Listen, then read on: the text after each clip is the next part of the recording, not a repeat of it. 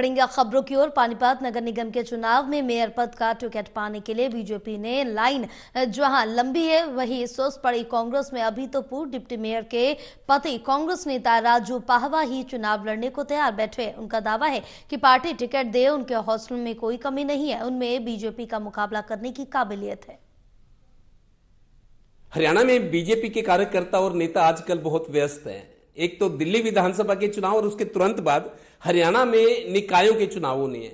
पानीपत नगर निगम को लेकर भी सियासी गर्मी बढ़ गई है।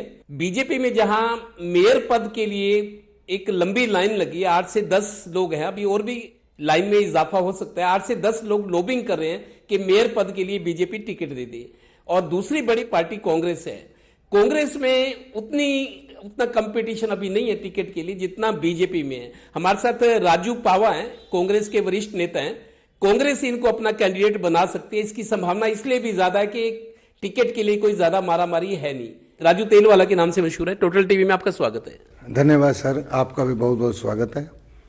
मेरे जानने वाले कई लोग बता रहे हैं कि राजू पावा, राजू तेलवाला ये कह रहे हैं कि पार्टी कहेगी तो मैं चुनाव लड़ने को तैयार हूं। सही बात है? बिल्कुल अवश्य, पार्टी कहेगी तो मैं चुनाव जरूर लड़ूंगा। मेरी पत्नी लड़ेगी, सीमा पावा, क्योंकि मैं पढ़ा लिखा नहीं हूं। मैं पहले भी एक इंटरव्यू में बोल चुका हूं कि मेरी पत्नी सीमा पावा मेयर का चुनाव लड़ेगी अगर पार्टी मुझे टिकट देती है तो। ये बात सच है कि कांग्रेस में उतनी टिकट की मारामारी या उस तरह की स्थिति नहीं है जो बीजेपी में है? ये असल स्थिति तो है ही ऐसी। बिल्कुल आपकी बात सत्य है, क्योंकि जब भी आप देख लो, कोई भी व्यापारी होता है ना, जिसके पास पैसे होते हैं उधार उसी को मिलती है। जो एक बार व्यापारी फेल हो जाए ना तो उसके दुकान पे कोई कम जाता है, उससे लोग हाथ पीछे खींचना शुरू कर देते हैं। कांग्रेस ताजा चुनाव हारी है और कांग्रेस का जो मुस्लिम प्रेम है ये हमारे को डुबो रहा है। जो मैं आपको सत्य कह रहा हूँ, कांग्रेस का मुस्लिम प्रेम हमें डुबो रहा है। ये जो चुनाव इन्होंने भाजपा ने जीता है, ये हिंदुत्व के नाम पर जीता है, राम के नाम पर जीता है।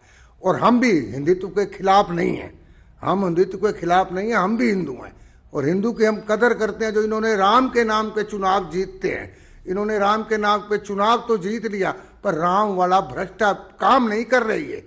भाजपा वाले राम के नाम पर चुनाव तो जीत रहे हैं पर राम वाला एक भी काम नहीं कर रहे। आपकी बात सुन के आदमी को धार्मिक होना चाहिए लेकिन धर्मांध नहीं होना चाहिए। मतलब धर्म के नाम पे अंधा नहीं होना चाहिए, धार्मिक जरूर होना चाहिए आदमी को। बिल्कुल धार्मिक होना चाहिए। हम भी कदर करते हैं अपने माँ बाप, भगवान, हम भी सभी भगवान को मानते हैं। हम भी राम की पूजा करते हैं, हम भी सारे कार्य करते हैं। हम भी हनुमान जी के मूर्तियों के साथ पर राम के नाम के वोट लेके पर राम वाले काम करने चाहिए। राम भगवान ने जब एक धोबी के कहने पे माता सीता को छोड़ दिया था, ये 1800 करोड़ की सड़कें कहा के आगे दांत निकालते हंसते खड़े रहे। भ्रष्टाचार की हद हो गई है। कई पार्षद पालिकाओं में देखा, लेकिन जितना भ्रष्टाचार इस बार हुआ है आज तक नहीं हुआ। मैं तो चुनाव जो लड़ रहा हूं, मैं हिंदुत्व के खिलाफ नहीं लड़ रहा, मैं इन भाजपा के भ्रष्टाचार के खिलाफ चुनाव लड़ रहा हूं। जैसे इन सांपों के ऊपर नेवला बैठेगा, भ्रष्टाचार नहीं होने दूंगा। मैं चाहे कुछ हो जाए, भ्रष्टाचार नहीं होने दूंगा। बिल्कुल 1 मिनट भी भ्रष्टाचार नहीं होने दूंगा। हमारे पास सिर्फ एक ही सिक्का है, वो है ईमानदारी का, और मेरे पास कोई सिक्का नहीं है। कोई मैं दूध का धुला मैं भी नहीं हूं, मैं कहूं मैं दूध का धुला हूं। मेरे पास एक ईमानदारी है। मैं जो भी कार्य करूंगा ईमानदारी से करूंगा। एक सड़क जो बन जाएगी 15 साल देखने की जरूरत नहीं पड़ेगी। जिस तरीके से आपने काम किया, हमने देखा जो ये आरोप लग रहा है कि ईवीएम में गड़बड़ी हुई है, क्योंकि आप स्पष्ट बोलते हो। देखो ऐसे है, जो भी है ईवीएम का तो एक वहम भी हो जाता है। एक वहम होता है ना हमारे अंदर, वहम भी है। वो वहम होता है ना, जिस चीज का वहम पड़ जाए ना, ये वहम पड़ गया है लोगों को, वहम। 2013 में और 2018 दो चुनाव हुए। अभी पहला चुनाव 2013 में हुआ, फिर 18 में निगम का दूसरा 18 में। 13 वाले में डिप्टी मेयर बनी थी आपकी मैडम, ठीक है ना। अब तीसरा चुनाव होना है।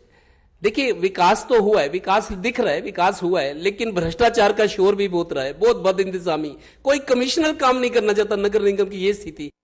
देखो हालात की कोई उम्मीद नहीं सुधरने की। जो ये जीत हो रही है ना, इनकी सिर्फ हिंदुत्व के नाम पे जीत हो रही है।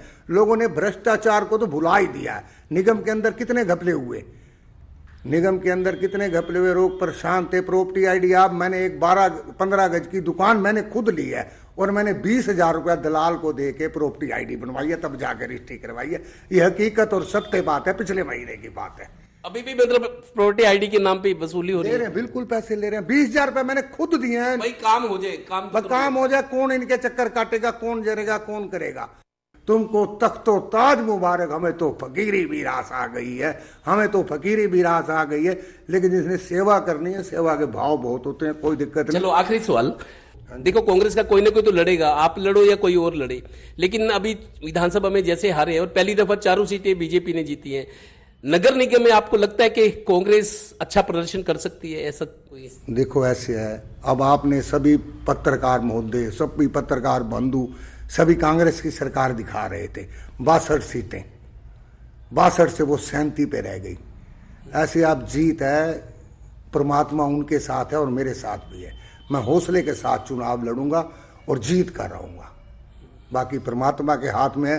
लेकिन चुनाव हौसले से लड़ा जाएगा, हार जीत तो होती रहती है, इसमें दो पहलू, हार जीत तो होती रहती है जो परमात्मा के हाथ में, लेकिन चुनाव लड़ा जाएगा, ईमानदारी से चुनाव लड़ा। सहयोगी श्रीनिवास के साथ Devendra Kathuria, total news, Panipat bureau.